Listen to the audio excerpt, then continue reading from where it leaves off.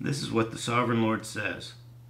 The gate of the inner court facing east is to be shut on the 6 working days, but on the Sabbath day and on the day of the new moon it is to be opened.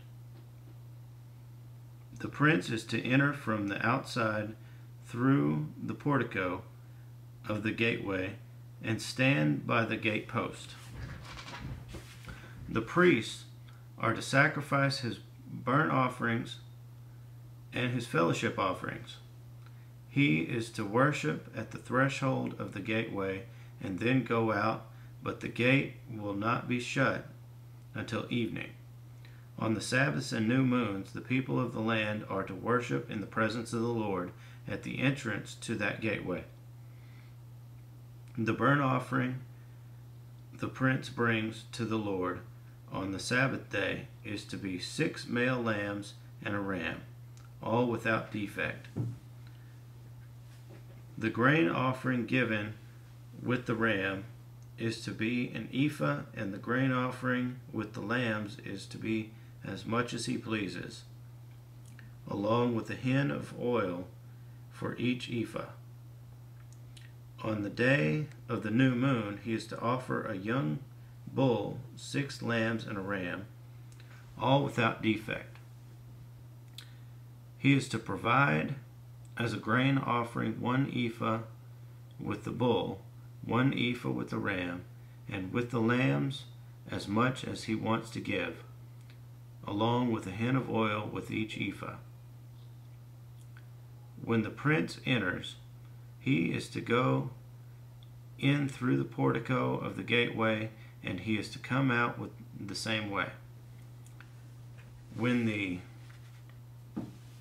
people of the land come before the Lord at the appointed feast, whoever enters by the north gate to worship is to go out the south gate, and whoever enters by the south gate is to go out by the north gate.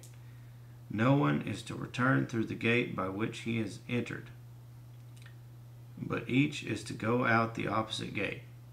The prince is to be among them, going in when they go in, and going out when they go out.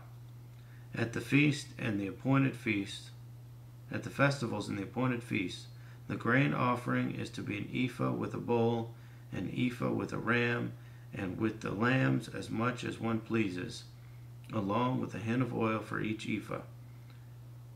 When the prince provides a freewill offering to the Lord, whether a burnt offering or fellowship offering, the gate facing east is to be opened for him. He shall offer his burnt offering or his fellowship offering as he does on the Sabbath day. Then he shall go out, and after he has gone out, the gate will be shut. Every day you are to provide a year-old lamb without defect for a burnt offering to the Lord. Morning by morning you shall provide it. You are also to provide with it, morning by morning, a grain offering consistent with 1/6 of an ephah with 1/3 of a hin of oil to moisten the flour. The presenting of this grain offering to the Lord is a lasting ordinance. So the lamb and the grain offering and the oil shall be provided morning by morning for a regular burnt offering. This is what the sovereign Lord says. If the prince makes a gift from his inheritance to one of his sons, it will also belong to his descendants. It is to be their property by inheritance. If, however, he makes a gift from his inheritance to one of his servants, the servant may keep it until the year of freedom. Then it will revert to the prince. His inheritance belongs to his sons only. It is theirs.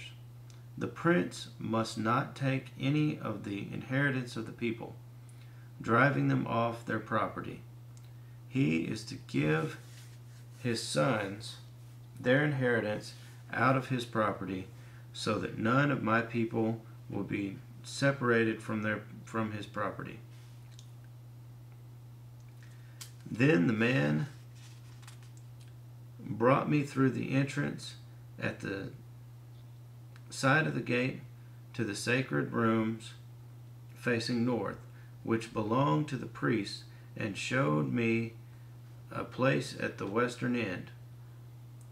He said to me, "This is the place where the priest will cook the guilt offering and the sin offering and bake the grain offering,